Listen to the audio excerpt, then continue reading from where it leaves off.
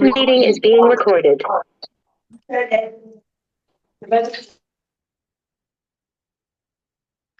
Yes, welcome to the alumni session, 5 drivers. You are. I realized I was on mute and I was talking. You asked a question. Oh, Anusha, hi. By the way, I was also on mute, so I couldn't hear even if you could have answered. Comedy show. Okay. You asked 5 drivers. You're referring to the be perfect, be strong. Correct. Hurry. Okay. I'll keep my mouth shut then. No. You can share something on the 5 drivers. Yeah. Now. Yeah. No, just a brief introduction. Well, in TA, I'm forgetting the name of the person. The doctor something T. It starts with T. That person's name. Well, he identified some unconscious behavioral commands. That can also motivate us and also cause stress. And these are the 5. If they are overused, then they can cause motivate us or cause. If overused, then can cause stress. So it's all about the 5 drivers are like be perfect, the belief that we have in ourselves that I have to be flawless, right? I have to be perfect. And then be strong. I need to appear strong and resilient all the time, right? Then you have and not asking for help and all of that. Then there is that hurry up nature. I need to do everything really fast. A lot of us Mumbaikars have that attitude that it has to be efficient and please others is that compulsion of that everybody needs to right. I need that person's people pleasers, approval I need to get, and then of course the last one is, I guess it's try hard or something. I don't know. I'm kind of forgetting. It's about I need only if I work hard will I get this. I need to work hard enough. If I don't work hard enough, then it's not. So the people here try to take the hardest route to a particular solution, to a particular. I fall into this category, so I know about this category very well. A typical 8 number that I am. I want to do everything in detail and all of that. I hope I've answered your question, sir. Yeah. So yes, thanks Anusha for a brief overview. So those are the 5 drivers. Anyone else who is familiar with 5 drivers? You can say a few sentences. Hi Anita, Srinivas, Hi, Dr. sir. Uma, Fatima, Abdul Ghani, Benoy, Dixit. Anybody else has understanding of the 5 drivers? Hi Usha. Hi, Manoj. Okay, I'll take you through this. Many of you have done CBT, cognitive behavioral therapy, and can anyone say what is intermediate beliefs?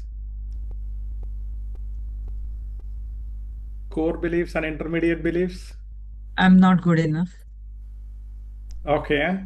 Sir, it is morning, sir. It is Yeah. if and then are intermediate beliefs. Yeah, one is if and then assumptions. Assumptions, attitudes, and mindset, and kind of. Okay. Rules as well. That this has to be like that. Yeah. Assumptions and beliefs, that assumptions are real. That is intermediate beliefs. Yeah. So, yes. Core beliefs, deep core, they run into the intermediate beliefs that runs into the automatic, thought processes, whether positive or negative. Yeah. So welcome to 5 drivers from transaction analysis. I'll give you an overview. So these drivers are subconscious, we are not aware, of course, unless you have brought some self-awareness to it. Otherwise, it stays in the background, but it definitely drives our behavior. So in transaction analysis, they speak about life script. Just like a director who is directing a movie knows the script, like the film script. So he knows the story. Of course, there are some directors, especially in India, who may just start the movie without a story and then figure it out as it goes along. But generally, it is not done that way. A movie is very expensive to make, and definitely the story is written before itself. So the director knows how the movie is going to end, what the climax will be, whether it's a tragedy or it's a comedy or it's an action-oriented movie, right? The director knows it. So similarly, we write a script in childhood about our life. And we kind of know, we may not know the details, but we kind of know whether it's a comedy or it's a tragedy or it's an adventure story. And we know how it will end, right? So we write a script about our life. By the time we are 7-year-old or 8-year-old, we write a script for our life. So if some of us, we may be aware of it, some of it, we may not be aware of it. But some of the questions that can bring some awareness is, what is the title of the story? Is it a happy story? Is it a sad story? Is it a story of struggle? Is all the time the main character, the hero or the heroine, is fighting, struggling from one issue to another issue, right? So what is the story of your life? What kind of story is it? Is it happy, sad, triumphant, tragic, interesting, boring? Right? If you were to make a movie of your life, how it will be? Is it a boring movie or interesting movie? Describe the closing scene. How does the story end? So some of you may say, Manoj, how do I know how my story ends? But somehow the script is written. Right? As a kid, we have written a script. So how do we write the script? Anyone? You can also share it in the chat box. On what basis do we write a life script? On our beliefs. Based on our beliefs. Yes, Rohan says it's based on a belief. Anybody else? From the experiences we infer. From the experiences we incur. That inferences, we kind of, the strong emotion for it gets stored as beliefs, core beliefs. Yeah. It becomes core beliefs. Circumstances, conditions. Circumstances, conditions, and Usha has put it in the chat box based on our acts. Raj has put sad beginning to happy ending. And Stella has said our core belief, out of our experiences, we develop a perspective. Anita has said assumption, attitude. So we write our life script based on core belief. And in transaction analysis, many of you are familiar, even if you have not done transaction analysis, these are the 4 positions. These are the 4 core beliefs. And which one is healthy belief out of these 4? I'm okay, you're okay. Yeah. So we have a very positive feeling towards ourselves. Not a positive, but okay feeling. Right? And we also feel okay with people around us. Okay, which is a healthy belief system. And there are children who are brought up in a healthy family and a healthy environment, surroundings, a healthy school. They develop a very positive self-esteem, and they also develop a respect for people around them, a sense of trust about people around them. So they kind of a generic view that I'm okay. The world is okay. People around me are okay. Right? So it's a very healthy belief system, but sadly, we are not brought up in a family. There are fights that happens, there are conflicts that happens, there are parenting issues, there are surroundings, and we are not in good company. And so sometimes we feel that something, as a child, we feel that something is wrong with me. Other people are smart, right? Maybe the brother is getting good marks, but you are not getting. Maybe your brother is very good in sports and culturals, but you are nowhere. And then you feel a sense of inferiority. माफ करना तुम्हें call करे इस time तुम उठाया नहीं You feel a sense class of में था मैं। inferiority and you feel I am not okay, you are okay. Then there are other set of kids who feel I am okay, but everybody else is not okay. All right. So they feel my parents don't have brains, they keep fighting. Or they feel, my brother or sisters, they are not okay. I am okay. And then there are, of course, people who are brought up in a very negative situation where they feel they are not okay and people around me also not okay. So based on this core belief, these 4 positions, you write a life script. So if a person is writing a life script based on I am not okay, you are okay, what kind of a life story that person's life will be? How his life will be? A person who believes I am not okay, but others are okay. They will be sad. They will be Depressed. sad, low self-esteem, low self-confidence. So a person who has low self-esteem, low self-confidence because they feel they are not okay, what kind of a life story and how that life will end, how the script will end? Anybody? They will try to please others all the time.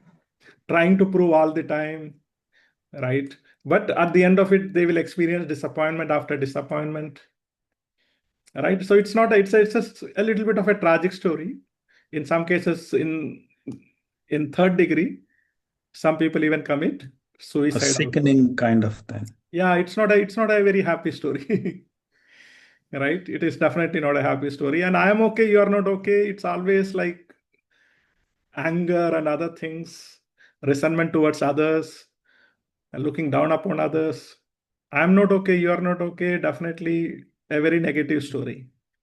So in transaction analysis, what we do, and in various other forums, what we're trying to do is, this is not reality. This is how some perception got formed and that it can be changed, right? So some of this perception leads to oughts and shoulds. Okay, see, can anyone say a sentence with ought or a should? Complete that as a sentence, or you can write it in the chat box. Complete a statement either with ought or a should. You should obey family traditions. You Yeah, should you obey should. societal norms. Yes, correct. You should obey family tradition, right? I should always think positive. You ought to follow my instruction. I should always be polite. Yeah, so there are lots of oughts and shoulds. And oughts and shoulds, parental value judgment. So it's based on the culture that you're brought up, and sometimes we also feel that there are certain things that work in a certain environment. So we feel I ought to work hard, I should do this, I should do that, I should not do this, etc. And some of it are very unhealthy. And we will see 5 such oughts and shoulds, right?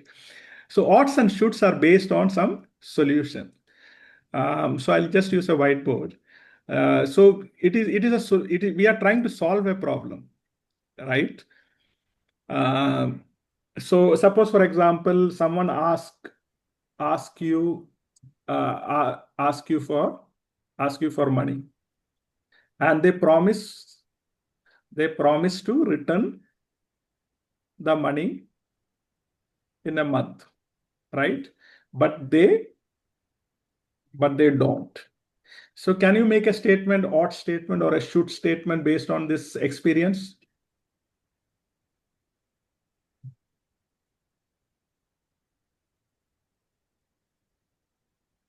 So somebody has taken your, yeah, Don't let them. Should have returned the money in the month. I should have. No. Somebody has taken money from you. One should return money in a month if he promised. You should keep your promise. They should have. I should not lend money to anybody. I should not lend money to anybody. Anybody, right? So in CBT, we sometimes say all these do's and don'ts as rules, right? And when you have a belief around it, that means this is so important that I should not lend money. There's an emotional conviction. There's a emotional conviction around it. We say it's an intermediate belief. Intermediate belief, right?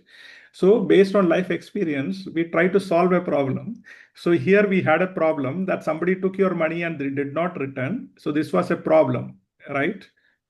This was a problem. And in order to solve that problem, you came up with a rule. And this rule is never ever lend money to anybody. See, I lend money and this person did not return. People are like that. Okay, so if somebody asks you money, say no to them. So like that, we have lots of rules based on our life experience. Like lots of do's and don'ts based on life experience. Sometimes we follow the rules, sometimes we break our own rules. But if we break our rules, we will feel bad about it. We will feel guilty about it. Okay, so you have some dental issue, and then after that, I must brush even both the morning and night, and etc. etc. We come up with some rules. Okay, so there are some rules that we create for life. Okay, and these are very unconscious, subconscious, and they drive behavior. So sometimes we say these are oughts or shoulds and must, right? I must follow, I ought to follow this, I should follow this. I go back to this thing. So in CBT, I'm going out of transaction analysis. I'm going to cognitive behavioral therapy or cognitive psychology. There are core beliefs, and there are intermediate beliefs, and there are automatic thoughts, right? Intermediate beliefs have three different types of beliefs: rules, attitude, and assumption. Okay, and we are today concerned about rules. Okay, so drivers are kind of a rules that drive you, because do's and don'ts is like either it will make you do something or it will stop you from doing something. Okay, that is rules. Either it's a do or it's a don't. They are rules. And these rules, when you form sentences, yeah. So I just happened to read in the chat box. Sunil has said you should be providing PPTs, else I ought to have taken screenshots. Yeah. So I'll be providing it in the groups. Otherwise, if you don't get it, you can ask Santosh. Yeah. So it's rules, right?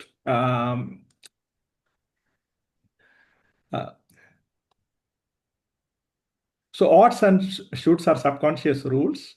Over time, these messages solidify into unconscious rules that guide our behavior, and these rules becomes lens through which we experience life. Okay. Any questions so far? Okay, so we have a life script, and life script is written by core belief. And there are also intermediate beliefs. They are oughts and shoulds. They kind of align with core beliefs. And these intermediate beliefs, within intermediate beliefs, there is these rules. And these rules form the basis for drivers. And there are 5 drivers that I will take you through that. Yes, Rohan. This will be the normal behavior for everybody, sir. Each human being will work in this manner only. They will form rules, they will form attitudes, assumptions, intermediate beliefs. Is it a natural human evolution? Yeah, it is quite natural. There are certain mental health issues, etc., where a person may not have such things, right? But we make sense of the world, and we create certain belief system, we create certain attitude. So everyone has some kind of an attitude, positive attitude or a negative attitude, optimistic, pessimistic. There are different kinds of attitudes. So attitude is also part of, so it helps us to take decisions. It helps us to consolidate our learning. So what kind of environment I am? The world is a dangerous place, right? So that creates a certain attitude. That creates a certain belief system, how to operate in this environment. So these are formed for our survival, for our growth, and everyone has it except certain people with certain mental health issues. Yes, Gaurav? Sir, in terms of illnesses like OCD, there is this automatic belief thought pattern based on a certain core belief or some kind of assumption developed in mostly in the childhood. Is it feasible to really re-script it so that these intrusive thoughts stop coming actually? Because I see catching up of the automatic thought, even if you know, and by undoing the things, which is a kind of a defense there, doesn't really help. We are not able to get to the root of it. Yeah. So some of the mental health issue has neuro physiological aspects. So one needs to take help of a psychiatrist. But there are lots of this belief system that is just a belief system without any hormonal disturbance, without any neurophysiological aspects, and those can be worked on, right? And Yeah, because CBT the has. childhood. Sorry to interrupt, sir. Because the childhood assumption is based on emotional or self-created. What should I say? Self-created logic. It doesn't have a logic in terms of objectivity. It's a subjective logic. So that tends to create a map of the reality, and then the mind is always fearful or afraid, triggering that automatic belief all the time. Yes. Yes. Yeah. So here I'll take you from a transaction analysis perspective, especially on 5 of these drivers. How do you work on it, right? Right. What is a way forward? Yeah. So we have created these rules. We have created this belief system knowingly, unknowingly, and we can work on it. We can change it.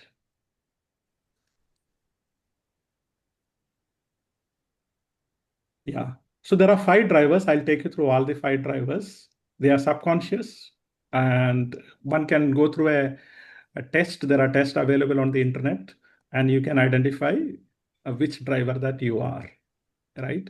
So please others, hurry up driver, try hard driver, be strong driver, and be perfect driver. So these drivers, it was created by T. Kahler, and he was a psychologist and a transaction analyst. The core idea is that the driving behavior only leads to deeper and deeper mess. So these drivers are formed in order to create a solution, right? For a problem, it is meant to create a solution, but it creates a lot more deeper issues, and we will see an alternative ways to look at life. So the driver says, I am okay only if I behave this way, right? So it impacts your state of personality at the identity level, right? So you feel that this is me, right? If I don't behave like this, then that's not me. Okay, so it is very deep. These drivers are coming from a very deep place, and it definitely drives your behavior in a certain way. So drivers are unconscious internal messages that this is how one needs to feel okay. So if a person is feeling I'm not okay, and so I'll just use a whiteboard. So a person says I'm not okay, right? And I will be okay if I do this, right? So some people will say I'll be okay if I am very successful, right? If I am very successful, people will accept me. Okay, they will respect me, right? So if I'll be okay if I'm very successful. So there are lots of ifs and etc. that. So this is like conditional self-acceptance. Okay, so if I make a lot of money, then if I drive a very expensive car, luxury car, or if I have a house, my parents will accept me, my wife will like me, my children will respect me. So these are lots of ifs, and so these are beliefs that we say that if I'll be okay if this happens, right? And a lot of us, we strive for that. I'll be okay if I reach this level. I'll be okay if I join this club. I'll be okay if I buy a house. I'll be okay if I save a lot of money, right? I'll be able to come out of my anxiety and stress if this happens. And so in life we have a lot of such things, and so these are not very deliberate choices. These are conditional acceptance that we end up having. Okay, so the 5 drivers, kind of we have created these drivers unconsciously so that it can help us to perform and succeed. Okay, so the first one is do right by others. Can anyone read this and explain what it means?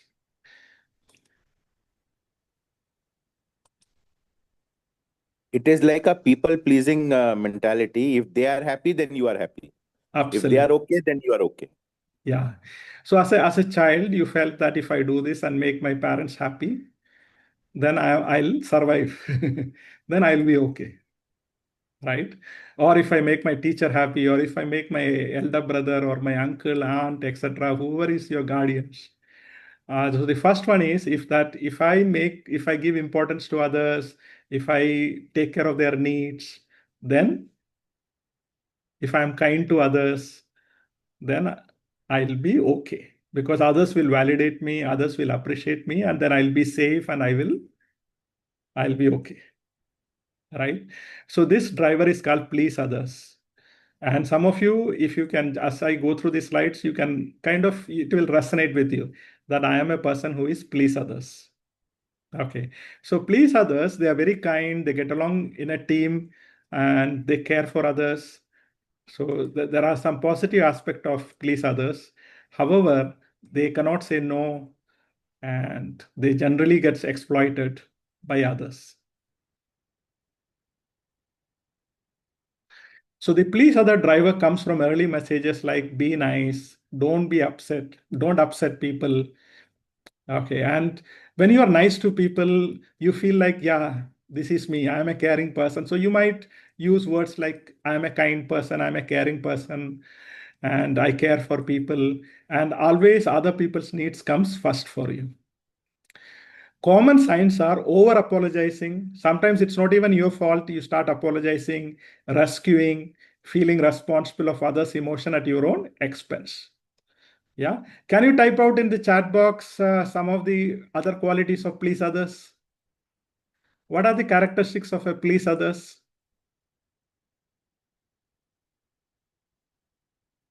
Sacrificing, I think. Sacrificing, very much sacrificing. Submission. Anish has said submissive. Padmashri, okay. Preetika has said sacrifice. Dr. Uma has said helping others. Difficult to say no. Finding it difficult to say no. Very difficult to say. So someone asks you, even like you may have some very important work, and someone says, you come for this, etc., etc. You come shopping with me. I have no one. I'm very lonely. Come and meet me. You will go and meet that person, right? Because if you make other people happy, your happiness comes. So it looks, on one side, it looks nice that you are caring, you are sacrificing for others. But it also has a toxic part to it. We'll get to that. Okay, so I'll just read out people who have shared it in the chat, that you prioritize others' needs more than ours. Giving compliments, Dilip has said speak others what, and Nagireddy burning candle, always saying sorry, always becoming a victim, afraid of, yes, you're afraid of conflict. Okay, Preeti has said, Preeti Kalpana, afraid of arguments and conflict. You generally say yes to the other person. Why have conflict? Right? So you want to go to a restaurant and your spouse says, no, let's go to the other restaurant. And you don't like, maybe it's a pizza or something, you don't like it. But you will just say, okay. You will sacrifice your needs for the other person. Right? Hema taking on responsibility, extreme need for validation by Anandya. Venkatakrishna said, always walking on others' shoes. Okay, so you will, on difficulty in saying no by Dilip. Usha, always available for others. Gaurav has said, Gaurav Gupta, Messiah complex. Right? Sarita said, suppress their own needs and emotions. Subabu said, not express. So a please other personality, they find their identity, that is their self, at the core of their being, they feel that I am okay only if I please others, only if I get validation from others, right? Otherwise, I'm not okay. So it's a conditional self-acceptance. So I am only okay if I please people, right? Of course, they may not like to use the word please. They will say, I am sacrificing, I'm caring, I'm kind, etc. Okay. So overcoming the please other drivers. So what are the ways we can overcome? Can you put it in the chat box? How to overcome please others? Yes, Anusha. Learn to say no to others. Learn to say no to others. And okay, so I can see a lot of Self-respect. Self-respect. And Anish, self-belief, be realistic, self-knowledge. By Gaurav Gupta, Stella said, learn to respect one's own needs, self-esteem, respect themselves, shadow work, self-love, being assertive. Have you seen in family, the mother is waiting for people to join for lunch. She is very hungry, but she will not have lunch unless and until everybody finishes. Have you seen such families? Right? So, Prioritizing ourselves. yeah. Will it work? Prioritizing ourselves. Yeah. So prioritizing ourselves. Anusha, you raised your hand. Okay. I guess all the pretty much covered, but they are extremely motivated by people and active dynamic, if you have to put it in a chart. So if they keep checking on, okay, I'm being a team player, but am I also taking care of myself? These questions, if they ask, am I taking care of my needs? So that will effectively help them set the boundaries. I am doing a good communication, but am I over communicating? Am I apologizing for others?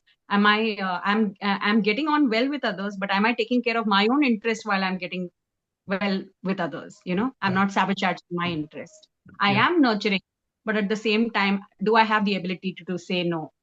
Yeah. So there are some good aspect to it. You are caring. You always look for others' body language, try to find out if they are okay, etc. So don't go to the other extreme. That is totally become selfish, right? So if you recognize that this driver is present in you and it's a dominant driver, you don't have to go to the other extreme. You can still be caring. You can still be kind, but at the same time, you need to learn to set boundaries, right? So I can see, I'll just read a few. Stick to my esteem. Subabu said, aware of who I am. Usha said, aware of what you want. Parul said, first, know the people pleaser. First is to become aware. And the first step in transaction analysis is when the please others driver is active, you recognize it. Right now, I am in please other mode. Right now, my please others mode, especially in a conflict, we tend to please others. When we are very stressed, we tend to please others, right? If somebody gets angry at us, immediately we start pleasing the other person. Okay, so somebody is very critical, we start pleasing the other person. So overcoming please other drivers, basically we have a fear of rejection. We have a fear of conflict. We don't want to express our opinion because our opinion is different from another person. Okay, so we tend to say yes to the other person. But then we will not feel authentic. We will not feel that we are expressing ourselves. There will be some kind of a suppression that we are going through. Okay, so do right by others. Always we have to please others is something not healthy in the long run. Those who follow this driver make their inner well-being dependent on whether other person feel. So if people around you are happy, you are happy. If people around you is unhappy, you are unhappy, right? So if you work in a corporate and if the boss is kind of an unhappy person and you go out of your way to please the other person, that is not a healthy aspect to go out of your way to please another person, right? It can take away your self-esteem itself, because you are bending too much for another person. So one needs to learn to set some boundaries. So those who always please others believe that he or she is responsible for the well-being and emotional world of other person. So we have this tendency to feel that I am responsible for others' happiness, right? Everyone needs to be happy around me. Somebody is stressed out, then we take it very personally and we want to make that person comfortable, because we feel we are responsible for another person's emotional inner world. Okay, it's also inconceivable that do right should think of themselves. So for people with please others, it's very difficult to think of their personal interest, their self needs, what they want to do in life. It's very difficult for them. All right. But one can start making a start. What do I need? What do I like? What are my preferences? Yes, Sunil? Yeah, the thing is, I have a person who is so, he's always saying, what are those two friends thinking about me? What is she thinking about me? She thinking about me? And he's always apologetic, always sorry. So I told him one experiment to do. I said you are so non-assertive. You don't assert your rights. So why don't you go to a hotel, very good hotel, go there, sit in the beautiful ambience, ask for a glass of water, and if he says Bisleri or ordinary, you say ordinary. Sit there for 5 minutes doing nothing, and then tell the waiter that I have come only for this glass of water. He said they will throw me out. They will call the police. I said nothing like that will happen. So this experiment I have done with a lot of people, and it has helped them to become assertive. Yeah, a very good suggestion, right? Asking for what you want, understanding what you want, asking for what you want, right? So please others, they find very difficult to ask for what they want, but they definitely know what others want. So at least in a hotel where if not asking your people who are close to you, at least asking a stranger, I need this, I want this, right? At least as a customer. So please others, people like to keep everyone happy, often at their own expense. They believe that one day someone will please them, but generally it doesn't happen. Because please others are attracted to who? They give maximum attention to who? Anybody?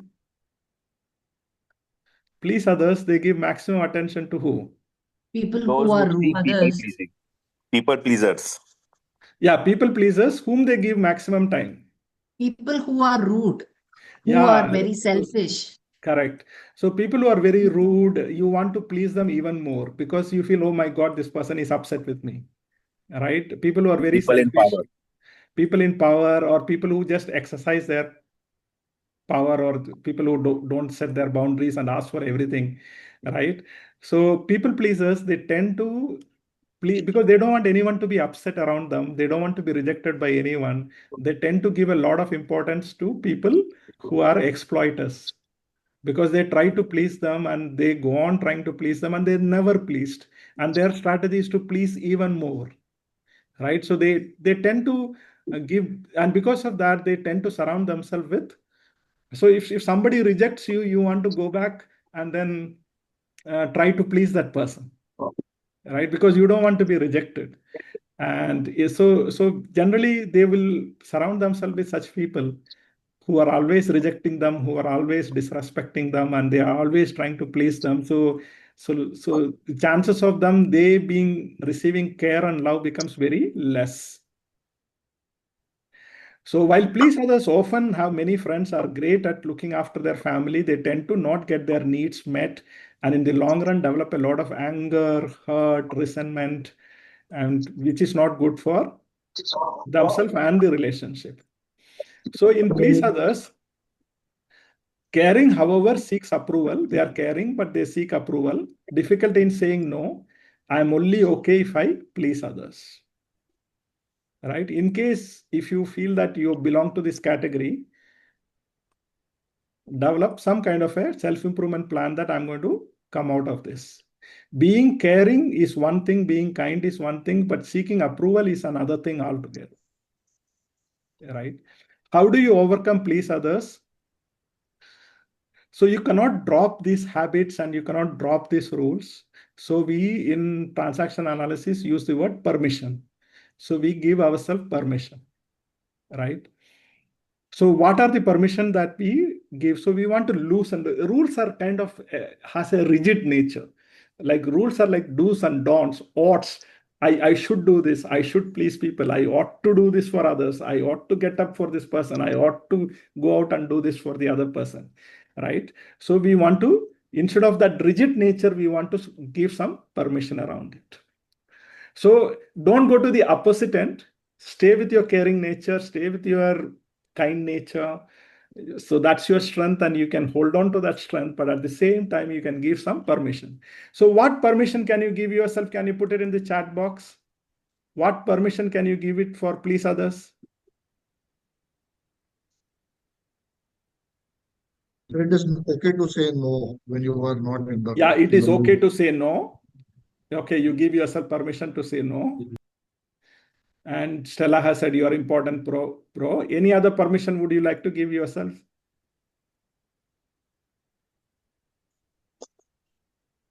It's okay not to be there for someone. Gaurav said, I give permission to myself and ask for what I need. Yes, asking for what you need, valuing yourself by Ananda. Venkatakrishnan said, I should be feeling good, even I don't be accepted by others. Hema said, my need also matters. Pritika has said, it's okay, even if others are upset with our choice, it's okay. And Stella has said, I'm vocal about my feelings. Anita has said to choose myself, to prioritize myself, right? So please other.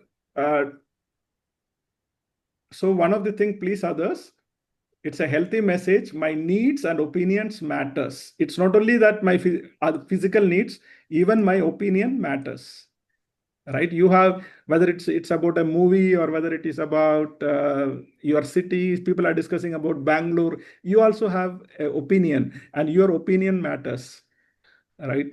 Your perspective matters as much as others' perspective matters, and your needs matter. I can say no and still be a good person. So this whole belief that people who say no are bad people, I think that needs to have a shift. So you should give yourself permission to say no, and you are still a good person. It's okay to please myself too. My needs matter as much as others' needs matters. So Dr. Stephen Covey in the book 7 Habits, he speaks about a few aspects, win-win, win-lose. So which one would be appropriate? Lose-win, lose-lose, which is a good, healthy way to deal with people. Win-win. Win-win. Right? Win-win. So don't go to the other extreme. So some people with please others, when they start setting boundaries, they become too rigid. They become too selfish. Right? My needs matter, and after some time you become too selfish. Don't go there. Okay, so from please others, don't go to the other extreme, which is selfishness. Okay, and being rude to others. So you need to have this middle ground, which is win-win approach. That my needs matter, other people's needs matter. Right? I need to ask for my needs. At the same time, I need to help others and be caring towards others. So you need to find the right sweet spot. And in some situations, you may want to be more assertive, and in some situations, you may want to be a little more caring. But overall, you are not a person who is sacrificing and seeking approvals. You are okay as who you are. Right? You are okay as you are. So self-acceptance does not require you to please others. Right? So you can accept yourself the way you are. I accept myself the way I am. And at the same time, when it comes to working with people, you can have a win-win approach. And you can give yourself some permission. Sometimes in order to take care of my needs, I need to say no. And in some cases, I need to be sacrifice. Sacrifice may not be the right word, but a giving attitude. Okay, so you are both a receiver and a giver, and it's a proper balance. So sometimes you receive help, you receive care from people, sometimes you are a giver. So it's a win-win approach that is the best approach in life. Yes, Dilip.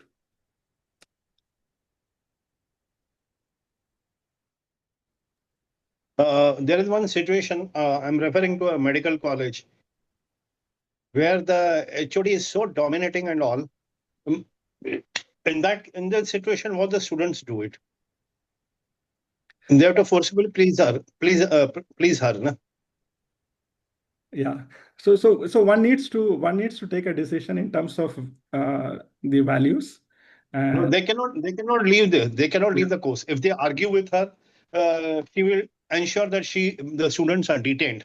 Yeah. And she behaves in a very bad manner with the people. Yeah. Then in that case, because one of her student told me, "Ki ye aisi hai."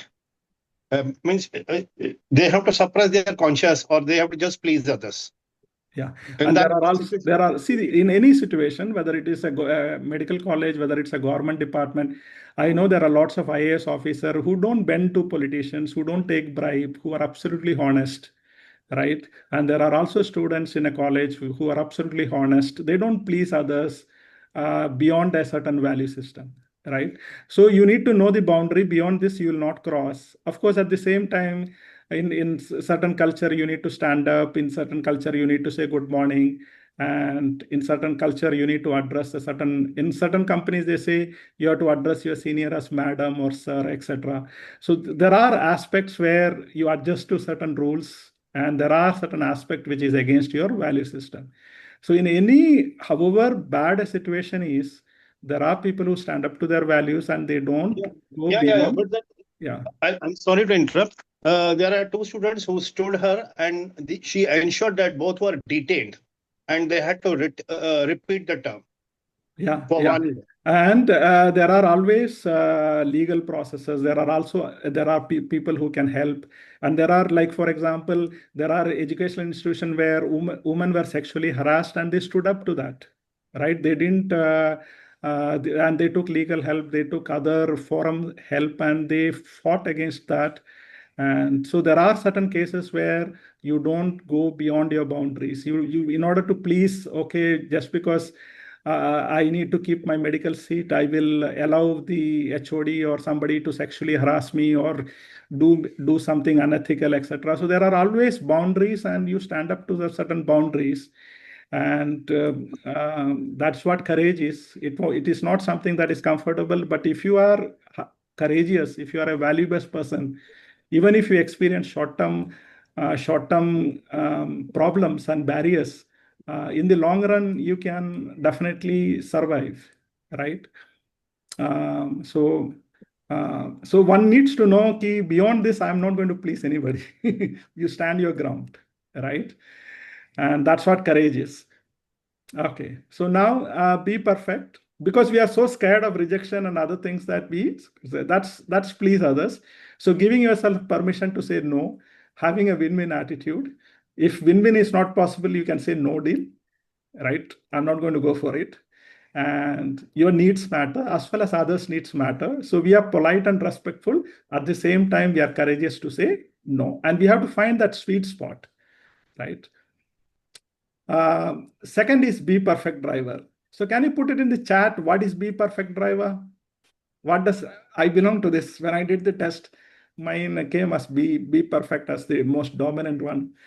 And can anyone write what is be perfect driver in the chat box? Gaurav has said all or nothing. Padma Shri has said I have to do this right. Have a balance in life. Rohan said make no mistakes. Usha Nair said perfect in planning or nothing. So it looks a nice word. Perfection looks nice word, but it has a negative element to it. Let me read a few more. Nagireddy said all is well, and Rama can't breathe without complaining. And Sunil has said perfect drivers don't get started. Yes. Usha Krishnan, a blend of everything. Okay. So I have put this picture 10 out of 10. So be perfect is like aiming for 10 out of 10. In some exam, it is possible that you can aim for 10 out of 10. Mathematics, you can aim for 100 out of 100. Some subjects it's possible, but in life is not perfect.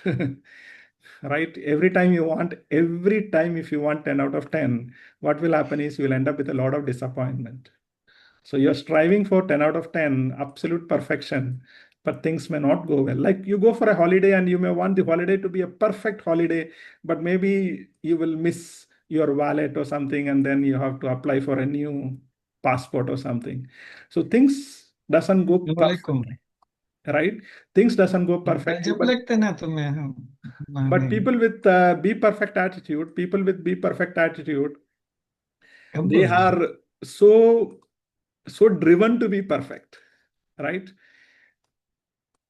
So to be perfect driver is an internal rule that says it's a rule. It's a intermediate belief that says you are okay only if you get everything right. So what are the behavioral symptoms if they are doing some work? What are the behavioral symptoms Be Perfect drivers will show? How their work will be? Can you share some behavioral? Perfection with precision. So decision making, they will do a lot of analysis. They want to take the perfect decision.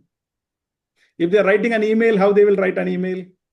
So the positive thing will be that they will be like really perfect in terms of really accurate, and they will want to get things right. But the negative is they can be very slow, and they can, they can procrastinate. Another positive thing is that their attention to detail is amazing, right? And they do have very high standards.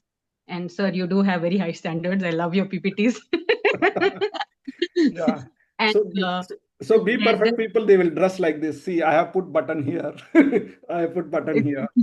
Right? So Be Perfect, they want to comb their hair, and one hair also should not stand out. Correct. Now, Sunil doesn't have to worry that. But even you have dressed up quite well, Sunil. Right? Deadlines, and we can hate deadlines. Yeah, so they don't like deadlines. If they have to write an email, they will check 10 times, 20 times. They will keep on correcting that email. They have attention to details. They don't want any error. They want, even if there is a small error, they get, oh God, there's a small error. My God, it's very, very painful for them if they come to know that they have made some errors. Yes, Sunil. Yeah, and we focus more on being effective than being efficient. So yeah. I identify with this a lot. Okay. Yes, Sunil. So, what is happening is I have a case for the last 2 years. That student, the son of my client, is sitting at home, hoping, looking out for a perfect job. I said, what is perfect? You start somewhere. No, I want a perfect job. We don't know what is a perfect job. Yeah. A very good example, right? So you wait and wait and wait for things to be perfect. Yes, Rama? Like they don't trust others also. They will be micromanaging. If they are your boss, your life is miserable. Correct. A lot of micromanagement, and they have high expectation. They can be very critical also. But the most critical is they are to themselves. Okay, they are very self-critical because they have such high standards. And I also had, since I belong to Be Perfect driver. I was having a lot of strong inner critic. If nobody criticizes me, also I will definitely be criticizing myself. So we look to you as a perfect person. Yeah, you want to be a perfect person. You want to get things right. So mistakes are unacceptable. So your worth depends on that. If I do things accurately, people will accept me. People will appreciate me. I'll gain acceptance of others. So the focus is in terms of getting things perfect. Okay. So Be Perfect driver produces reliability, attention to detail, and high standard, and a strong sense of responsibility. The difficulty arises when the drive moves from helpful guide to internal tyrant. So a very strong inner critic gets developed, and that inner critic will make life a little difficult. Okay. So whoever follows this driver considers mistakes, especially their own, unacceptable. There will be no rest until everything is perfect, complete, and flawless. Otherwise, they will not do. So a lot of people Be Perfect, they procrastinate because they don't want to make mistakes. Okay, so their procrastination comes from, oh, this is not perfect, so I cannot. Now, they might either keep working on it to make it perfect, or they may want to avoid it because they know there is some flaw in that. Okay, so mistakes feel dangerous rather than developmental. Decision making slows down because they feel they are not ready enough. Procrastination appears not due to laziness, but due to imperfection. Feedback feels personal and very hard to take feedback, because they put so much of effort to make the work proper. And when someone says their work is not okay, they take it very, very personally. Okay, they feel a lot of pain when receiving feedback, especially about their work, because they have put so much of effort to make it a perfect work. They find it hard to take a feedback. Okay, so that is not a good thing in the long run. So the person leaves with chronic dissatisfaction because perfection is unattainable. You want to form a habit. So if a be perfect person wants to form a habit, what is the expectation? If a be perfect wants to form a like running habit, walking habit, what is the expectation? Nobody should see them. Yeah, so habit means what for a be perfect person? Only if I do it every day, it is good. Otherwise, Yeah, it is only if not. I do afford to every miss. single day. So even They if you cannot miss, afford to miss. correct. Even so, consistency for them is like 100%, right? So they have, if they say I will do walking every day, it has to be like 100%. Even if they miss one day, they will get everything. I don't want to do walking because I'm not able to do flawlessly. So they will give up, right? Either they want a habit to be absolutely perfect, or they just give up because they feel that I cannot attain perfection. Okay, so that makes very difficult because in real life you cannot reach 100% in everything. Nobody is perfect. So expecting perfection is like ending up with chronic. Maybe in some rare cases you might get it perfect, but in majority of the cases you can aim for 90%, 95%, but aiming for 100% in everything can lead to a lot of dissatisfaction and unhappiness. Right? So bring the driver. So yes, how do you overcome be perfect? Can Sir, you share it in the chat box? I'll give you my live example. As you know, I always like to, make these resolutions that I will do gymming, I'll do 1 hour walking every day. And the streak is going very well, okay? And all of a sudden, one day, all right, that streak will be broken. Finished. Then for the next month, the streak is broken because I've got so demotivated by that one day that I missed. Absolutely. Anusha, 2 days down the line, you're going to make another resolution. Yeah. So when a be perfect makes a resolution, it is always wanting to be perfect, right? They hope that things will work out perfectly, but the moment they are not perfect, they will give up on that. All right. A please other person is probably taking a resolution in order to please somebody, right? If I do this habit, my father will be happy, or so and so will appreciate me. So they create habits. A please other person will create a habit for pleasing others. So for a please others, this group works very well, right? If they are part of a group or something and everyone appreciates, oh, great, great, great. So in order to please people, they will start a habit that is please others. Whereas be perfect, they have to be flawless, right? And if they miss out on 1 or 2 days, they completely get dejected, demotivated, and they don't want to do that anymore. Okay, perfectionists suffer a lot themselves, yes.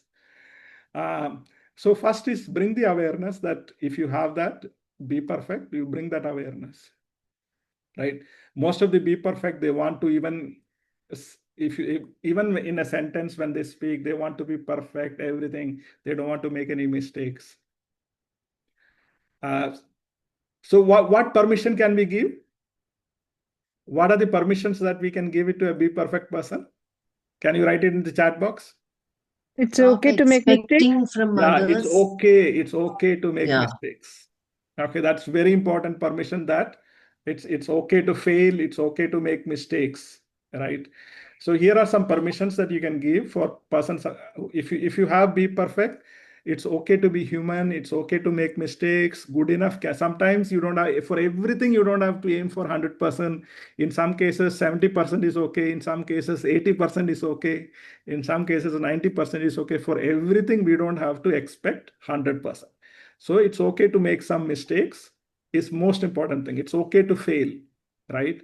So I value quality and I'm still okay when things are imperfect and unfinished. And mistakes are learning opportunities. They are developmental opportunities. Okay, they are not like your identity problem that your whole life is gone if you make a mistake. Okay, because a be perfect person associate, I am okay only if I do things perfectly.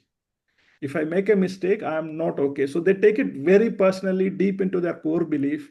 But one need not, I am okay whether I make mistakes or not make mistakes. I am okay as I am. Right? I am okay as I am. And I don't have to equate my self-identity with my work. Right? So I value quality, and it's okay to make mistakes. So set explicit good enough criteria. So like if you are creating a habit out of 30 days, if I do 25 days or 20 days, I would still consider it as consistency. Consistency need not be 100% for be perfect, right? And for please others, if you want to develop a habit, don't do it for others. Do it for yourself, right? I'm doing this dieting to please my spouse, or I'm doing this dieting so that my colleagues will appreciate me or my friends will appreciate me. Because everything we do it for validation. Okay, that is please others. So in case if you are taking if you want to develop a new habit, do it based on your vision, based on your value system, based on your purpose in life. Okay. And be perfect. Don't have 30 out of 30 days, I'll do this. Keep like 20 days, 25 days. If I go for a walk 25 days out of 30 days, I'll be happy, right? You set a specific criteria that 80% is good enough or 90% is good enough. If I score 90%, I'll be happy. Okay. So the be perfect drivers, I'll just read from the slide. The be perfect drivers thrives on harsh self-talk. You need to practice self-compassion. So the inner critic, like sometimes when a child makes a mistake and you say, it's okay, baby. No, you will learn, you will correct. So you have to be kind to yourself. You have to have self-compassion. And you have to be a little humane with yourself and see mistake as an opportunity and not as a problem. It's an opportunity to learn and grow. So there is one program that I attended where a chief guest came and said, I wish you all great failures, a lot of failures. Everybody were taken aback. Because that's how he said, I wish all of you great failures in the coming days, a lot of failures in coming days, because success comes through failures only. So failure should not be seen as something negative, but it is one of the stepping stone for success. So no need to prove yourself worth through perfect work. Excellence is a byproduct. So if you want, you chase excellence through passion, right? Instead of perfection. Growth is a byproduct of mistakes, unconditional self-acceptance and self-love, freedom, aliveness, sense of adventure. Right? Because be perfect takes away that sense of freedom, that sense of adventure, because you want everything to be perfect, but things may not be perfect. Even a day, there is no single day that is perfect, that goes perfectly correct. Some things will go right, some things will go wrong. Okay, so we float with life, we adapt to life, we are creative, we are adventurous, and we are passionate, and we want to focus on our vision, we want to focus on excellence. And whether we achieve success or not, we are okay. Our okayness has nothing to do with success and failures. We are okay as we are. Any questions so far on please others and be perfect? We have covered 2 drivers. Any questions? Yes, Rama? I don't have a question, but I just wanted to share in a manufacturing company, there were about 20 employees who were always doing mistakes and getting into some problem or the other. So I was already doing programs for them at the middle level. So they requested me if I can do something for them because they have failed in every aspect, and they were with the company for so many years that they don't want to take them out. So I did a program for them called Failing Forward. And I taught them how to laugh at their failures and how to look into it, not from others' perspective, from their own perspective. And it worked out really well. So when you said that, failures are the byproduct, I mean, growth is the byproduct of failures, it is true, and it really worked for them. I just thought I'll share with you. Yeah. Yeah, that is the attitude. Even salespeople, they say how many no's I have collected today, because every 10 no's I'll get 1 yes, right? So how many no's have I collected it? Those are the salespeople who are really good at it because they want to collect that no's. And among those no's, there will be 1 yes. Okay, so be perfect people are afraid of failures, but one needs to look at failure as a stepping stone for success. Okay. The third one, We have covered please others. We have covered be perfect. The third driver, totally 5 drivers. Third driver is try hard. So anyone can share it in the chat box. What is try hard? What does it mean? What does this picture denotes? Try hard. It is only good if you try hard. Nothing comes easy. Yeah.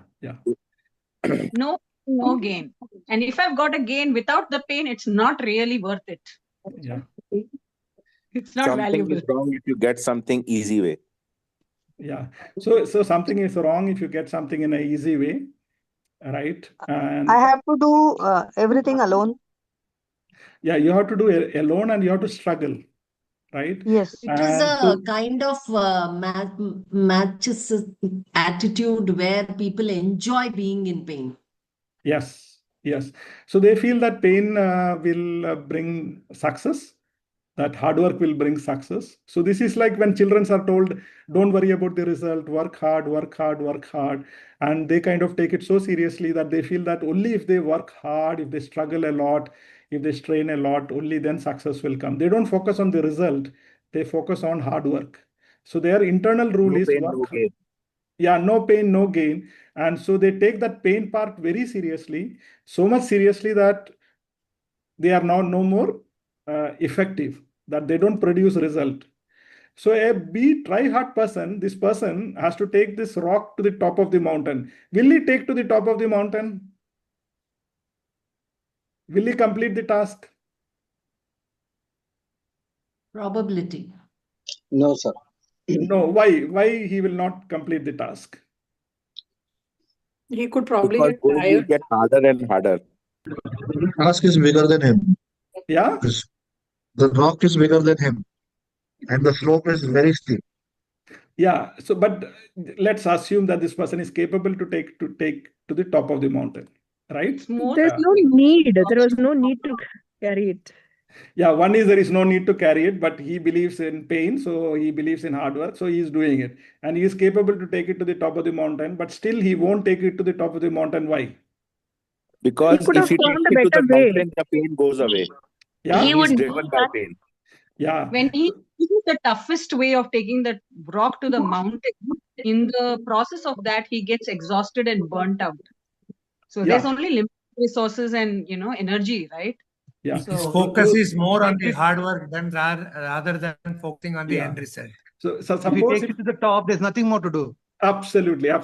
Once he takes it to the top, there is no pain, there is no hard work. So what he will do?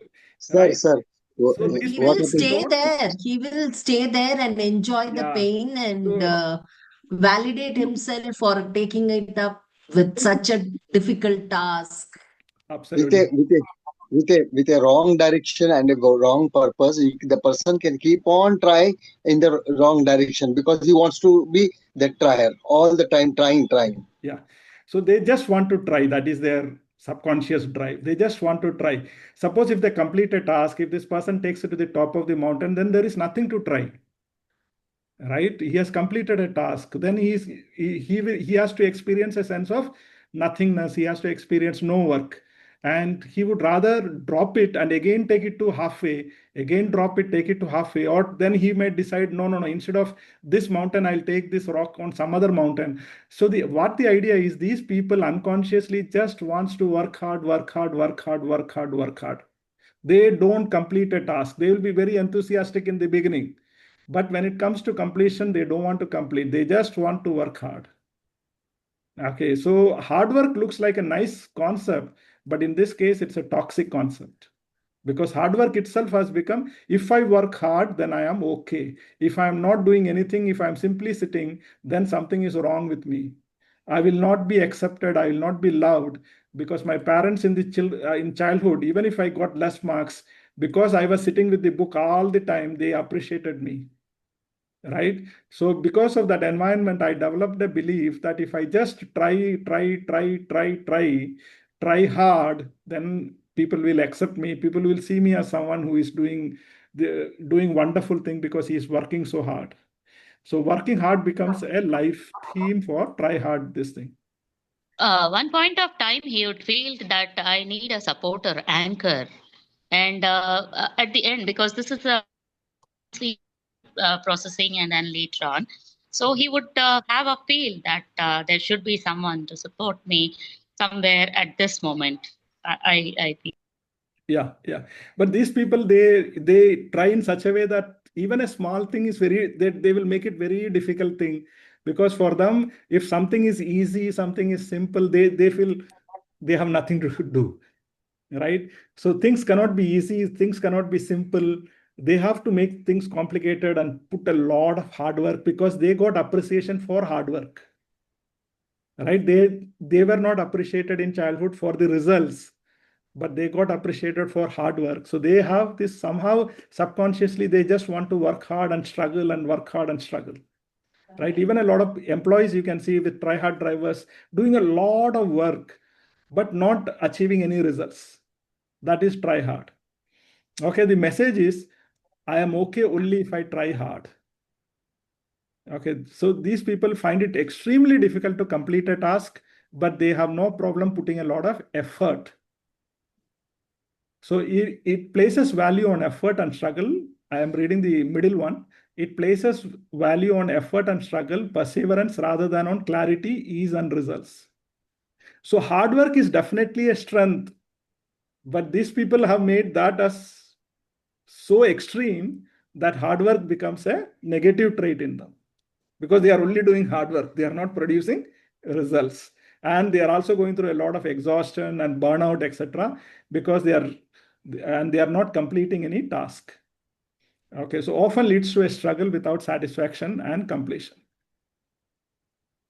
Right, you can see this gentleman, and sometimes you feel, oh, poor guy, this guy is carrying such a big rock or something, and he's so sincere and hardworking, etc., etc. But what if there is an easy way? This person doesn't want to take up an easy way, because this person wants to work hard.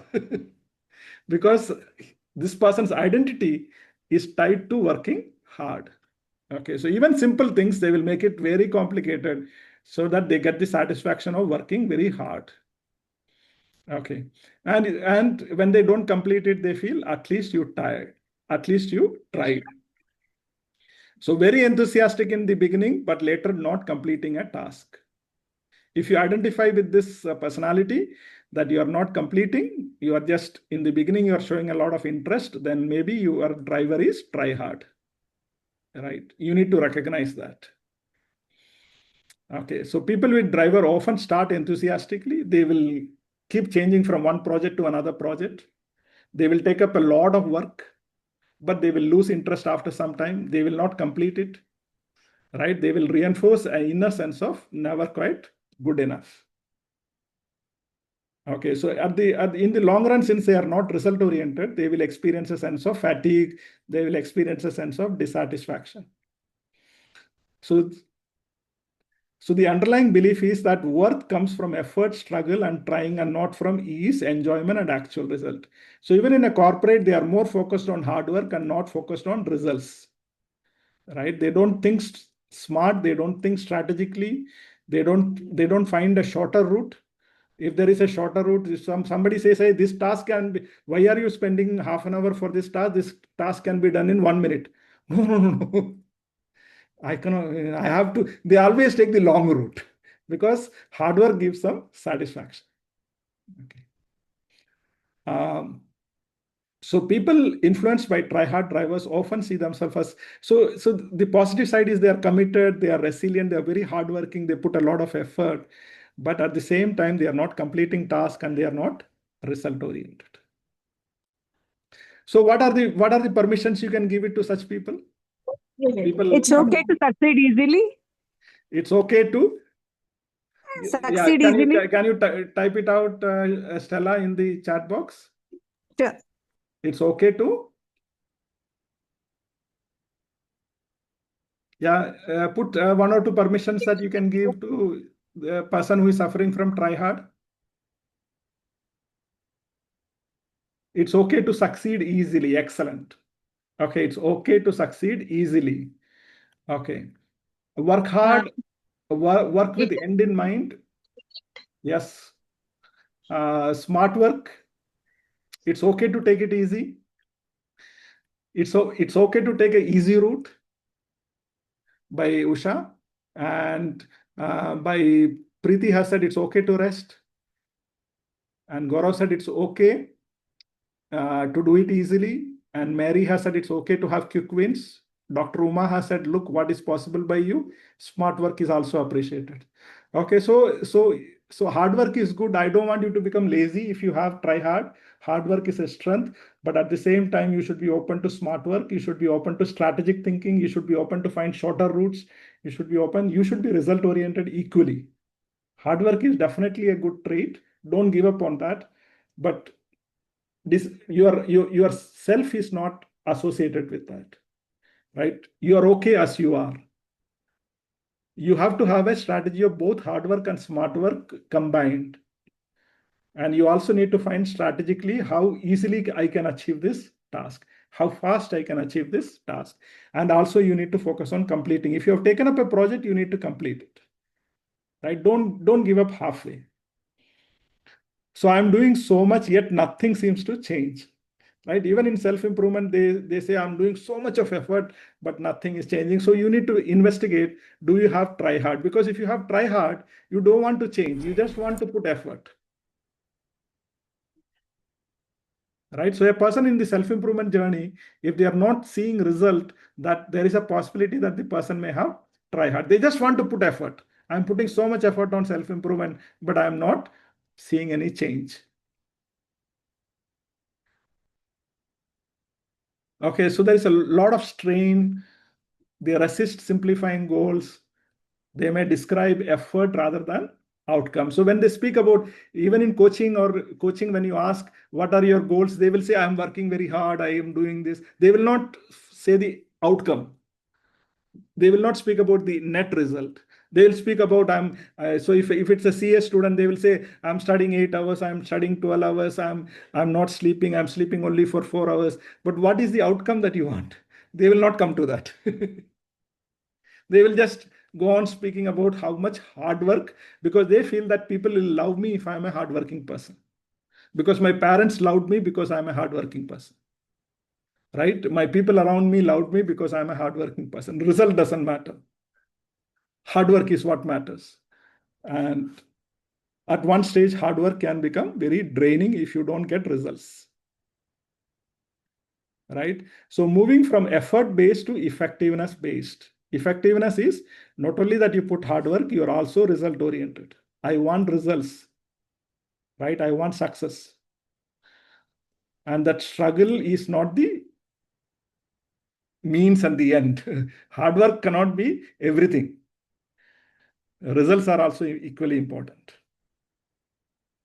Okay, so permission is, I don't have to struggle to succeed. Results matter more than effort. Okay, to be a little result oriented, even NLP is a very outcome oriented, coaching is outcome oriented. Okay, so result oriented. So I need to achieve the result. I need to find ways to achieve the result rather than just work hard, work hard, work hard. And replace, I am okay only when I try hard. It's okay to find things easy. It's okay to succeed. And I'm okay when I finish. After finishing, you can take, if you finish a project or something, you can also take a rest. Right? I have completed this project. I deserve some rest. And because a try-hard person finds it very difficult to take rest. They're always struggling. Their life is a struggle. They cannot take a rest. Okay, so we have completed 3 drivers. Any questions? You can also ask questions in the chat box. Any question? Please, others, we have completed.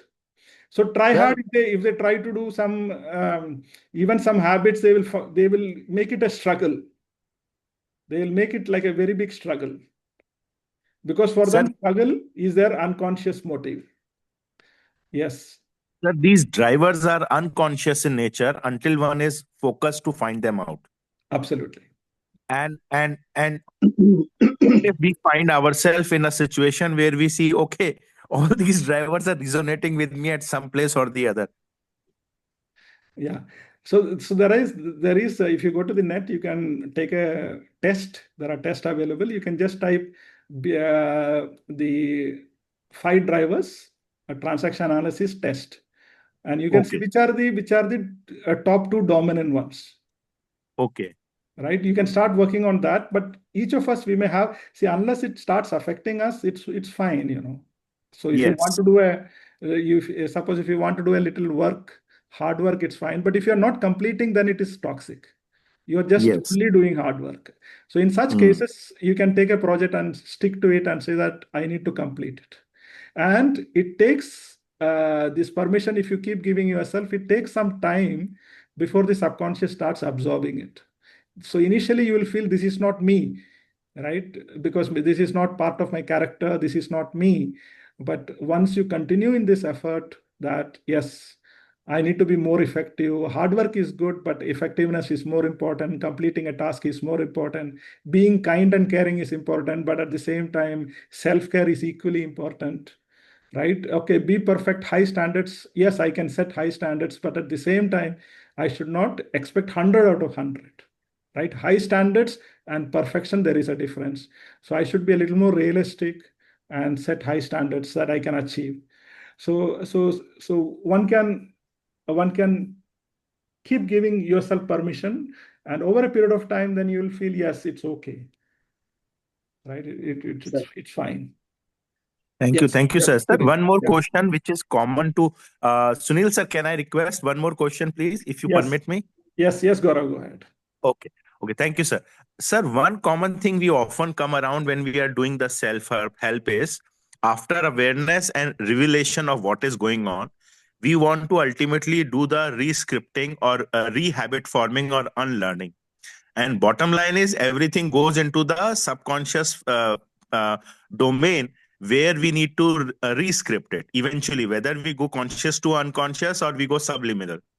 Is there a real way? I mean, there is no perfect way or one way. I agree on that we can do it in a smart way, not just the hard way of, repeating by rote or repeating by initially we make conscious efforts, but then those conscious efforts backfire. If you can guide us that if there is a way where keeping a space or a place inside us that, okay, it will take some time, but we can enhance or optimize the duration to make that change practically visible in us. I'm trying to ask something very practical, where we get defeated in the long run because, one, lot of things try to show up again and again. Second, that we try to start working with one thing, and then somewhere down the line, it is taking too long to see the results. So we become, kind of demotivated. Yeah. However, if we can place something in place which can work behind the scenes while we are also working on it consciously, so that the whole process becomes, rapid in a way that it is self-reinforcing in itself. Something which can go beyond the field of psychology also, I am open to, because ultimately the result is what we are looking for here. Yeah. So it is also connected to so I'll just share a few aspects. So some people experience so when it comes to this, is in terms of self-work. When it comes to re-scripting, so you have a life script, right? And in this life script, there are some life positions that we take. I'm okay, I'm not okay, but it also has some drivers, right? So we want to re-script it. So subconscious happens, experiences and repetition and intensity, especially intensity in terms of intensity in terms of experiences. So when it comes to re-scripting also, I had a core belief that I'm an average guy in my school days, because I used to get average marks, right? There are 4 or 5 kids in my class who are the toppers, and there are people who are like barely passing, and I don't remember anybody failing during my school days. So there are people barely passing. So I'm in the middle, in the 60s and 70%, that range. So I am average.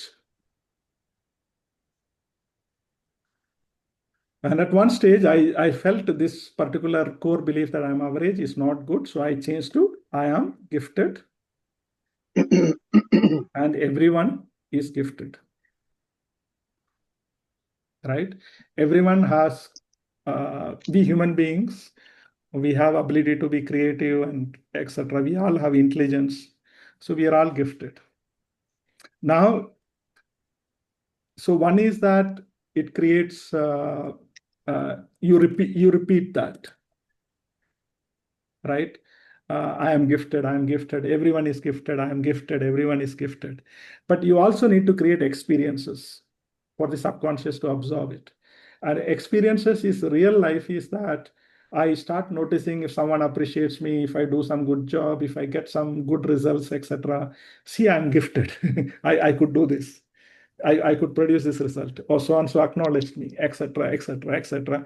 So you start collecting evidence. So this is as per CBT that you start collecting evidences which are pro that. Plus, from an NLP perspective, you also create experiences through visualization, right? And when visualization is in a way, some visualization we see it at a distance, but visualization is in such a way that it feels like an experience. Okay, so Michael Phelps used to spend roughly 1.5 hours, 2 hours on visualization alone. He's a great swimmer, but he used to visualize in different perspectives, like as if an audience is seeing him swim, or he himself is swimming in first perspective. So visualization can also speed up the whole process.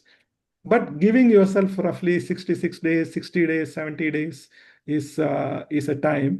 And when you start with just one, like in Atomic Habits, just 1%, a little bit. So that's why this word I like, permission. It's okay. So out of 10 things you have done, take a small project and complete it and feel, yes, I can complete it. Right? I have this try hard driver.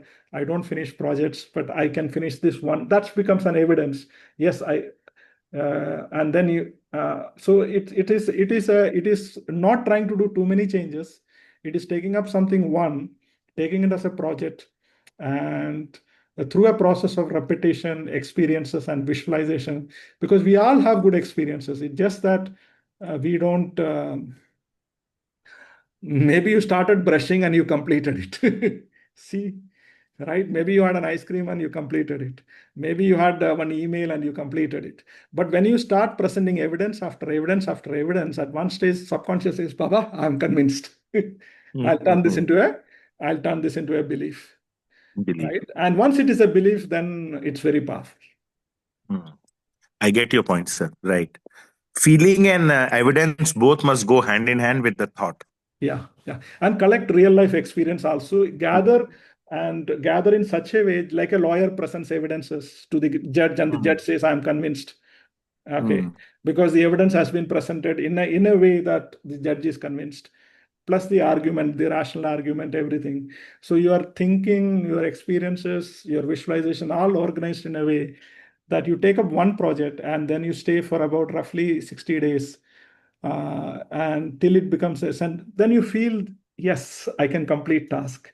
And then you are no more someone who believes hard work is important. I am an effective person. I am a prioritizer. I am an effective person. I am a result-oriented person. I get result. I am capable to get result.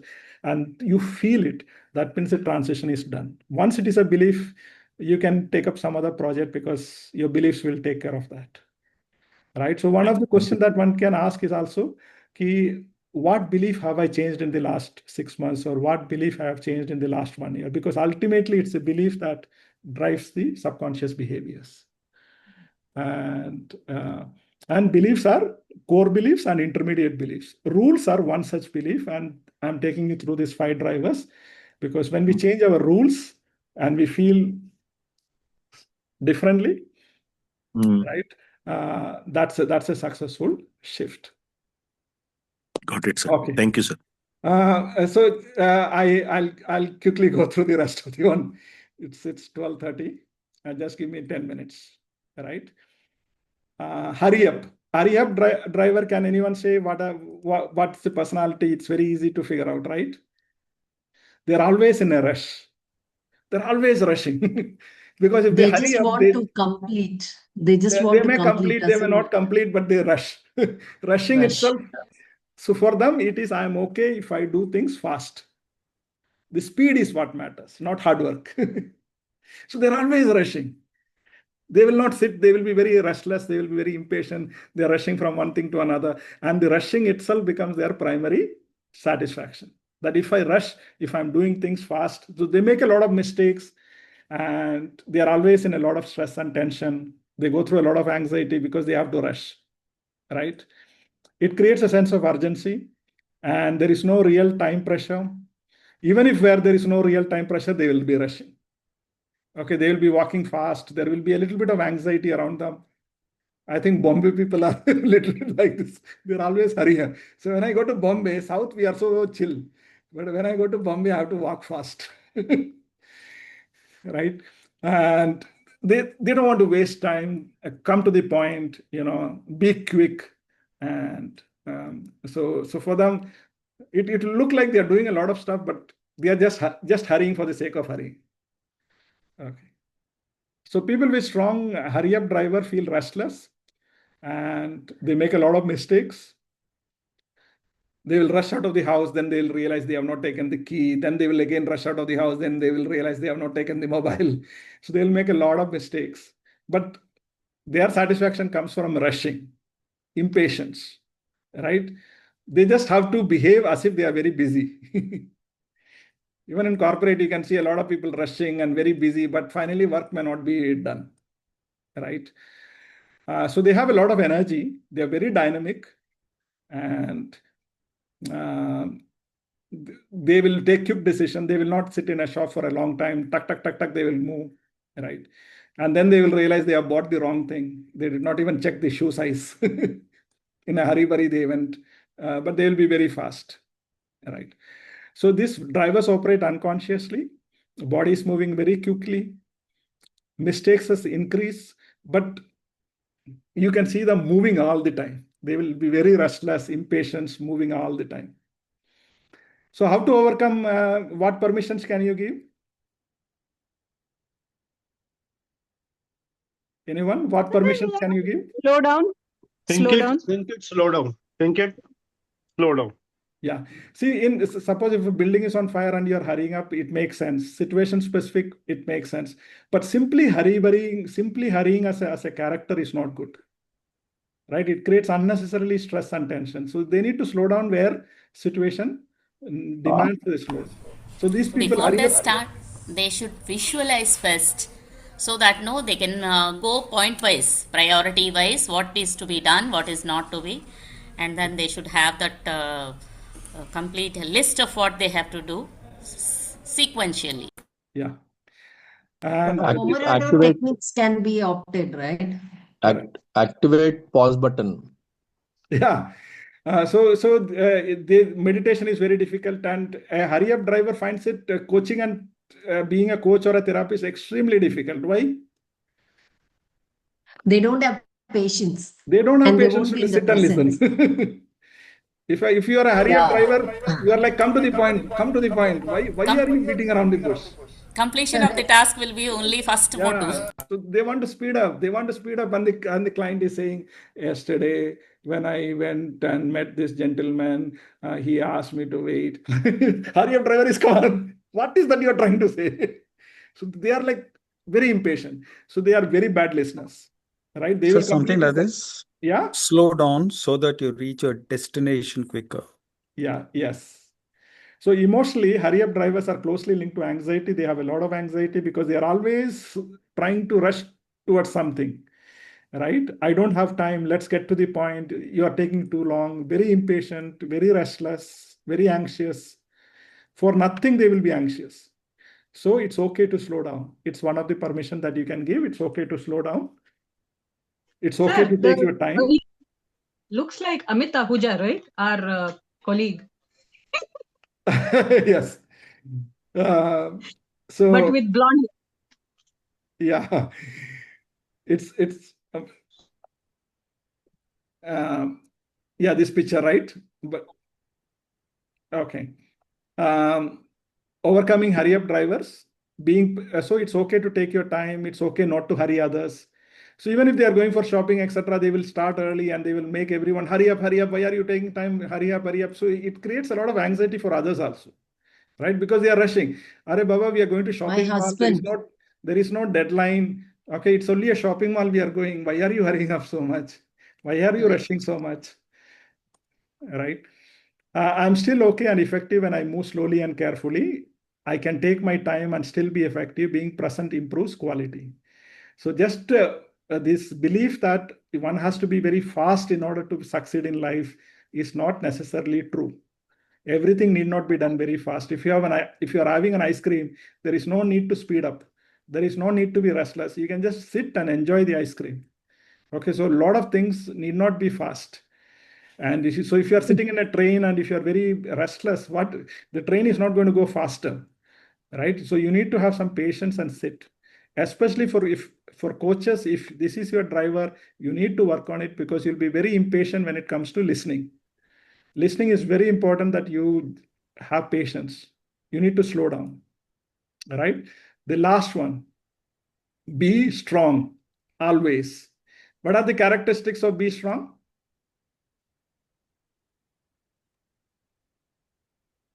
They Don't won't be ask for help. vulnerable. Yeah. They won't They Don't ask be for don't help. vulnerable. in public. They don't cry in public. So you can see this as strong. You can see their face itself. These people come across as very strong personalities. Anti vulnerable. Anti-vulnerable. They will never look vulnerable. They'll come across as very strong person. Like They are Brutish. aggressive. Aggressive. Brute. Yeah, they'll come across as brute, aggressive, Confident, courageous. confident. If you look at Hitler, if you look at Saddam Hussein, if you look at a lot of leaders, they will come across as very strong. Okay, so they will never show any vulnerability. They are always strong. Pent up. Okay. So there's Energy. I am Pent up. okay only if I am tough, self-reliant, and don't show feeling. Especially for men, as much as in certain culture, women are trained to be please others, men are trained to be strong. That you cannot cry, you cannot show vulnerability, you cannot express your feeling. You always have to be strong. And even in military and war situation, people are trained to be strong. No, not women. Women are also trained to stand strong always. Yes, yes. So be strong is you can see there is a Sri Lankan I think Prime Minister or something. She's a woman and she came across as someone who can be like absolutely very strong, decisive, but at the same time never expressing any vulnerability. Right. So both men and women can have this be strong. And if you have be strong, you will always come across as someone who is strong, confident, but inside you may have a lot of feelings which you never share to anybody. Okay. So the driver often develops earlier. So what is the plus of this? These people, they take responsibility. In a crisis, they will not come across as someone sitting and crying, right? The crisis, they will come don't take across help as, also. yeah. They So, don't take help. so they will come across as someone who is helping and who is taking charge, etc. So that is the And plus side of it. they will be resourceful in combating this type of stress, Yeah. and that's why Yeah. moderate. So sometimes in a stressful situation, they will even be more energetic, right? If there is a flood or something, they will be even more energetic because they have trained themselves to be strong, especially in a crisis situation. So their emotions are minimized. So in childhood, they have been told, don't cry, be brave, handle it yourself. And especially where parents are all not reliable, the children themselves develop, whether it's a boy or a girl, the children themselves develop a be strong. I cannot trust my parents. I have to handle everything myself. I cannot trust anybody. I have to be strong. So they keep telling yourself, be strong. Manoj, they are also very good at under time pressure, right? Yeah. So in any time pressure or in any crisis, especially where there is danger or something, they will be like a strong personality. But what happens is since they bottle up a lot of emotions and since they don't open up, they will lack in terms of relationship, right? They don't ask for help. And so others are not able to know what is going on with these people. So they will always maintain that distance. So because of that, they will not have they will lack intimacy. All right. So be strong. Driver produces composure, reliability, calm under pressure. So they are definitely calm under pressure. They are very useful when some things goes wrong because these people take charge. But because they don't express themselves, they don't ask for help, and everything they want to deal on their own. They suffer from inside. They crack from inside. Like USSR was a great country, right? What happened to USSR? Very strong country. It broke from inside, right? Russia broke from inside when it was USSR. That is what happens to be strong personality. They keep on bottling the emotions. They never express anything. They won't have close friends because they never share their vulnerability. And they never ask for help. Everything they have to deal with them on their own. So they finally find it very hard to take. So you can see the personality, be strong personality, right? Is arrogancy, sir, is arrogancy their character? Arrogancy is slightly different. They may come across sometimes as arrogant, but basically it's saying that don't feel your emotions, don't be scared, handle it, be strong. Right. Internally, emotions don't disappear, they are stored and emerging as fatigue. And they minimize emotional language. They will not say I feel, etc. in their vocabulary. Even if you ask them how you feel, they will not be able to answer to that in a therapy or in a coaching session. They will not be able to answer what they are feeling, right? So they remain calm externally. They'll remain calm even when things are going wrong, right? So if they are going through a divorce or if they lose a job or something, externally you will not be able to see anything affecting them, but internally definitely they will be going through a lot of feelings, right? So bottled up feelings, stress, relationship distance, difficulty receiving care, and contribute to burnout and mental health. You remember Vijay Shanti IPS, right? Very strong character. And so does not mean emotionally, so it does not mean that they don't have emotions. It's just that they have bottled it up and suppressed it, which is not healthy. So what permissions can you give to be strong? It is okay not to be okay at times. Yeah, it's okay not to be okay. Excellent. Any It's other okay permission? to feel one feeling. It's okay to feel your feeling. It's okay to express your feelings, right? When you are scared, you can tell someone close that I am scared, right? So if you are scared of losing your job, then you can tell someone that you are losing, because when you share, you will feel a sense of support, and you can handle that situation with the help of your close friends or family or something. But by not sharing, you don't receive that support, and then things becomes difficult to handle it, right? So honesty is more important. Authenticity is more important than projecting a strong face all the time. Every time you don't have to be strong. Yes, in a genuine crisis, be strong, right? But every time you don't have to be strong. Sometimes it's okay to open up and share your feelings. Sometimes we should also feel that others should also get a chance. Others also should get a chance. So these are the permission. It's okay to have and show feelings, right? You can be in touch with your feelings. You can share your feelings. It's okay to ask for help. If you need help, you can ask for help. It's okay not to know and cope alone. My strength includes being honest about my needs and letting others support me. I can ask for support and still be strong. Just because I'm asking for help does not mean that I'm a weak person. Okay, so that's part of the core belief. I am okay, you are okay, right? So it involves self-acceptance. It involves, I mean, every single cell, millions of things are happening. If like photosynthesis, sometimes you study, you get, wow, plants are able to do photosynthesis. I mean, we human being, we are a life form, right? Sometimes we look at a diamond and appreciate it. Wow, such a beautiful diamond. Sometimes we look at Mount Everest and appreciate it. But life is just a miracle. It's just amazing. And to be able to acknowledge that you are a life form and that you're okay, and to acknowledge other life forms, and to have a sense of respect, self-respect, self-esteem, right?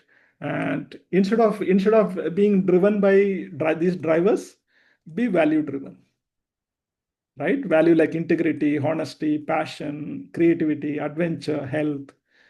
And so slowly I'll work on my drivers and I'll be value driven. Yeah. So that's a presentation on 5 drivers. And you can take a test. I'll share the slides, and you can take a test on the internet. If you type test for five drivers of transaction analysis, you go through a test. I went through a test. I identified my drivers and I worked on it. And even if you can reduce a little bit, it will turn out to be a strength, right? You can still be caring if you are please others. You can still be setting high standard if you're be perfect. But the toxic element, you can remove it by just working a little bit. And you will also develop a better self-esteem and self-care and self-love. Yeah. So results are interpreted at that moment only by the system. Yeah, you will get, there is a scoring sheet, you will get it, and you can score it, and then either some website, they will score it. In some cases, they will give you the scoring sheet and you can score it. Right? Especially if you type PDF, you will get with the scoring how to score. So you can type 5 drivers, transaction analysis, PDF. Then easily you will get test. Okay. Right? You download it and then you know the scoring method, and then you can find it out and work on yourself. So with this, thank you all for coming, and keep growing. Thank you, Manoj sir. Yeah. Wish Thank you you all so much. happy Thank New you, and Year. wish you all a very, very happy New Year. Very nice getting Happy back New to Year you, to all. Manoj. Happy New Year, sir. Glad to be here. Manoj, it was Everyone. wonderful session. Thank you. Thank you, Manoj, sir. Thank you so much. Thank you so much. Thank you very Thank you, much. Parul. Happy New Year. Nice seeing some of Happy you, New Year. Gaurav and Manohar, and many of you, Shiv Subramaniam. I'm seeing after quite some time. Neha, thank Yes, you sir. so I'm much. from Always a Michigan, love to be Anna. here, sir. Yeah, Naveen, and wish you all a very, very happy 2026. Thank you, sir. value driven Thank year. you Same to so you. much, Thank you. sir. Bye, It was a everybody. Bye. wonderful Have session. a Thank great you so Sunday. much. Thank you so Have a much. value Happy driven New year. Year to you. Happy New Year to everybody. The ending was superb. Yes. Thank you. Thank you so much, Thank Mr. you. Manoj. Very Have a good. wonderful year. Sir, looking for more courses on CBT and NLP under your wing, sir, in times to come. Sure. Yeah. Thank you Very so much eager to meet you also in person someday. Yeah. It's been such a blessing indeed to find this forum of people who are really, to my understanding, flat-headed, alive, and progressive to learn and know themselves better. It's such a joy, sir. It's such a joy. Thank you so much. And I hope In a world driven by only outside rewards and competition, a space to hold yourself together in the presence of others who are also of the like mind is a real family, sir. Is a real family. Thank you so much, everybody. Thank you so Thank much. you. Thank you. Yeah. Thank you, and have a happy Sunday and happy New Year. Thank you, sir. No, sir, just one small request. I have completed all my courses earlier. I'm Sarojbala Thakur speaking. I've got back after a long time. Can I join your sessions in future when you're conducting with me? Sure. Because already I've done 4 to 5 sessions with you, courses and all. So I'm just got dealing, and then I wanted to come back. So if you permit. Definitely. Yeah. Thank you so much. Have Thank a you so wonderful much. day. Thank you so much. Yeah. Happy Sunday.